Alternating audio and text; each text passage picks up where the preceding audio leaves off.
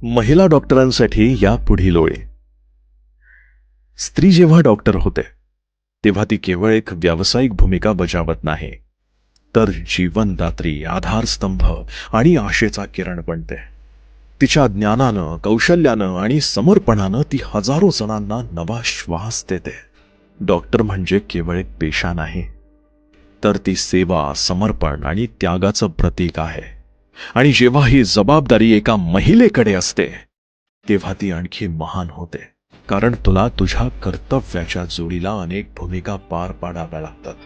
एक कन्या, एक पत्नी, एक आई आणि त्याहूनही महत्वाचं म्हणजे एका रुग्णाची तारणहार. रात्रंदिवस रुग्णांची काळजी घेताना स्वतःला विसरण्याची तुझी सवय आहे. तुझ्या हातानं दिलेल्या उपचारांमुळे कोणी नवीन जीवन मिळवतं, तर कोणी मृत्यूच्या दारातून परत येतं. तुझ्या शब्दांनी, तुझ्या आत्मीयतेनं आणि तुझ्या ज्ञानानं लोकांना दिलासा मिळतो. ए डॉक्टर, तू केवळ औषध देत नाहीस, तू आशा आणि नवजीवनही देतेस. हो, तुझा प्रवास सोपा नव्हता, आय नो.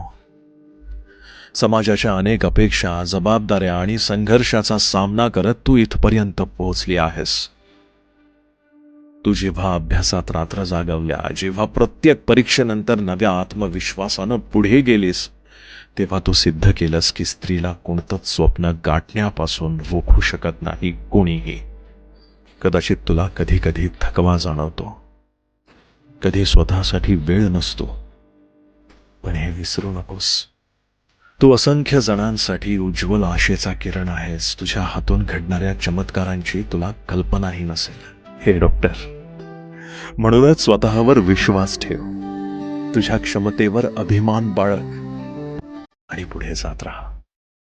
कारण तू फक्त डॉक्टर नाहीस, तू एक प्रेरणा आहेस, एक शक्ती आहेस, या जगासाठी एक अनमोल देणगी आहेस. You are the best, I no.